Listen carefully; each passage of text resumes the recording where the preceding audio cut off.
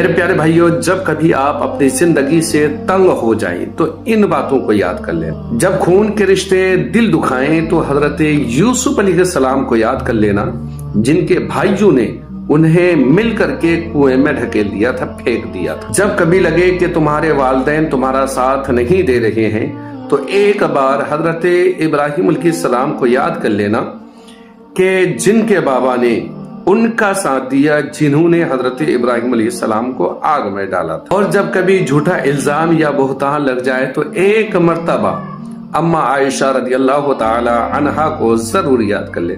جب کبھی لگے کہ تمہارا جسم بیماری کی وجہ سے درد میں مبتلا ہے تو ایک مرتبہ ہائے کرنے سے بہتر ہے کہ حضرت ایوب علیہ السلام کو یاد کر لیا جائے، کیونکہ وہ حضرت ایوب علیہ السلام ہیں جو آپ سے کہیں زیادہ بیمار تھے۔